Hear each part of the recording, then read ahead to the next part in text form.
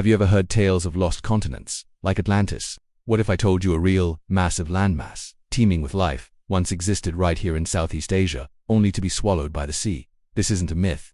This is the story of Sundaland. Rewind the clock about 20,000 years.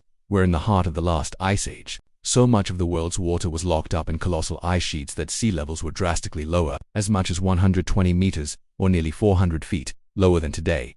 Look at this map. What we now know as the islands of Sumatra, Java, and Borneo, along with the Malay Peninsula, weren't separate islands at all.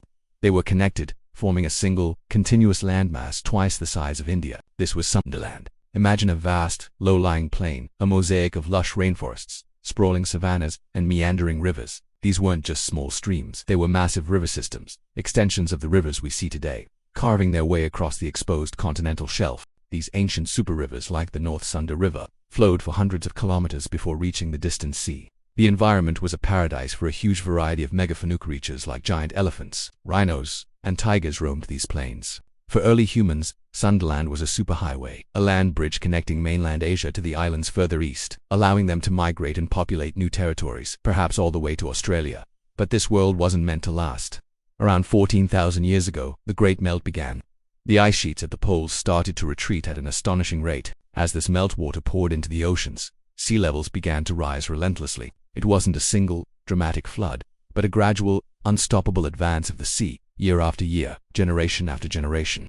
Imagine living on those coastal plains. Every year, the high tide mark creeps a little further inland.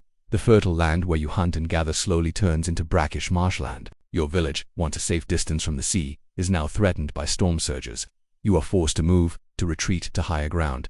This wasn't a one-time event. It was a slow-motion catastrophe that unfolded over thousands of years. The lowest-lying plains were the first to go, creating isolated pockets of land that would eventually become the islands we recognize today. The vast river valleys were flooded, transformed into the shallow seas we now know as the Java Sea and the Gulf of Thailand. By about 7,000 years ago, the flooding was largely complete. The great continent of Sundaland had vanished beneath the waves, its landscape and its secrets submerged. So, how do we know all of this? The proof isn't found in ancient texts, but written in the very geology of the region. Modern technology like multi-beam sonar allows us to map the seafloor in incredible detail.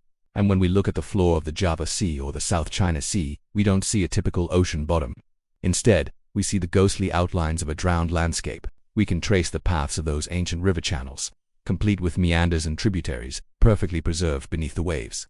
It's like looking at a topographical map of a lost world. Marine geologists also take core samples from the seabed.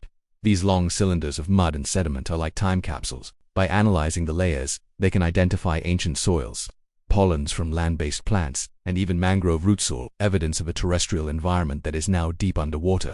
The chemistry of the sediments tells a clear story of a transition from a freshwater river system to a marine environment. The evidence is overwhelming. This was once dry land. What does this mean for human history?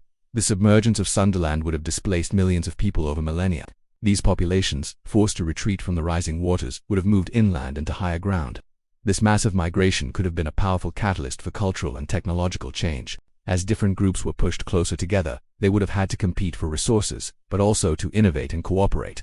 Some archaeologists suggest that this environmental pressure could have spurred the development of new technologies, including more sophisticated maritime skills and perhaps even the early stages of agriculture. The shared flood myths and creation stories found in many cultures across Southeast Asia might be a distant, fragmented memory of this very real, world-changing event, passed down through countless generations. The story of Sundaland is a powerful reminder of how dynamic our planet is. The world we see today is just a snapshot in time. Landscapes we think of as permanent can, and do, change dramatically. As we face our own challenges with rising sea levels in the 21st century, the tale of this lost continent serves as a profound and timely lesson from our deep past. The people of Sundaland adapted to a changing world, and their legacy lives on in the cultures and populations of modern Southeast Asia.